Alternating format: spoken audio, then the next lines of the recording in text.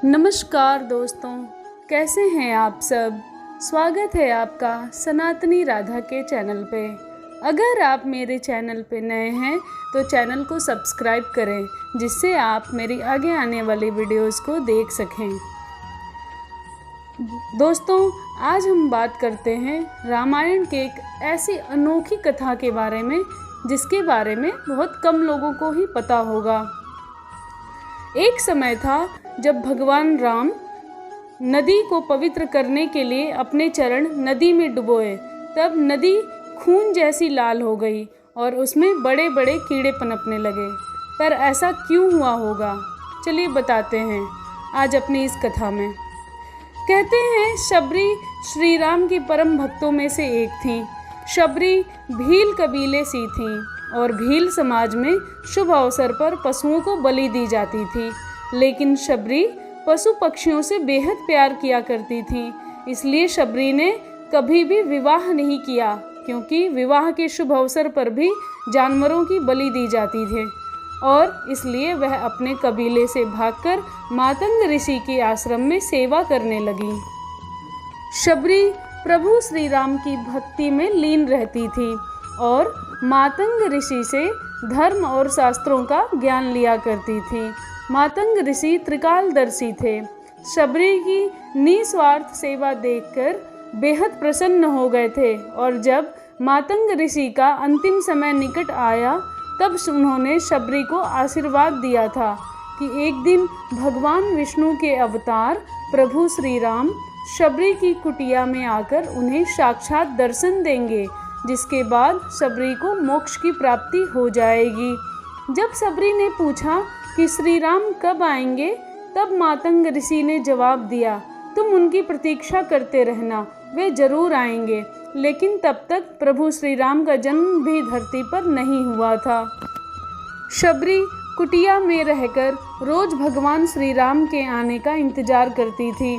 वह रोज उसके आश्रम के रास्ते से कांटे पत्थर झाड़कर रास्ते में फूल बिछाया करती थी और जंगल से ताजे फल लाकर प्रभु श्री राम के लिए रखा करती थी। ऐसा करते करते शबरी को 1000 साल बीत गए, लेकिन ऐसा कोई दिन नहीं था जब शबरी ने प्रभु श्री राम के आगमन की तैयारी ना की हो। एक दिन शबरी अपने आश्रम के रास्ते में झाड़ू लगा रही थी। तब कुछ ऋषि मुनि पास की नदी में स्नान करके आ रहे थे।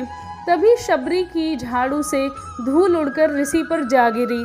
ऋषि धूल पड़ते ही बेहद क्रोधित हो उठे और शबरी से क्रोध में आकर बोले, दुष्ट औरत, तेरी वजह से मैं अस्वच्छ हो गया, अब मुझे पुनः स्नान करना पड़ेगा। और क्रोध में ऋषि वापस नदी में स्नान करने चले गए, परंतु जैसे ही उन्होंने नदी में कदम रखा वैसे ही नदी खून जैसी लाल हो गई और उसमें छोटे छोटे कीड़े पड़ गए। ये देखकर ऋषि ने सोचा कि ये जरूर उस मूर्ख औरत की वजह से हुआ है। जब श्री राम यहाँ आएंगे तब वह नदी में अपने चरण रखकर स्वच्छ और पवित्र बना देंगे।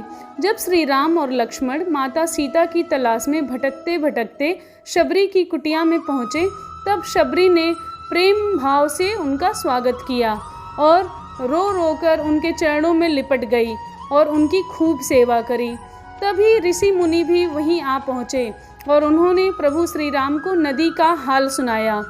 तभी सब उस नदी के पास पहुँच गए। जैसे ही श्री राम ने नदी में अपने कदम रखे वैसे ही नदी का पानी और लाल हो गया और बड़े बड़े कीड़े उसमें पनपने लगे। यह देखकर सभी दंग रह गए। फिर श्री राम ने शबरी को बुलाकर अपने चरण नदी में डालने को कहा।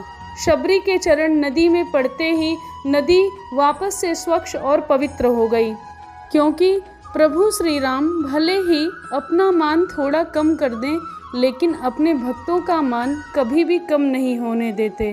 बोलिए जय श्री राम। दोस्तों, ऐसे ही और रोचक जानकारियों के लिए मेरे इस चैनल को सब्सक्राइब करें और वीडियो पसंद आए तो वीडियो को एक लाइक ज़रूर करें।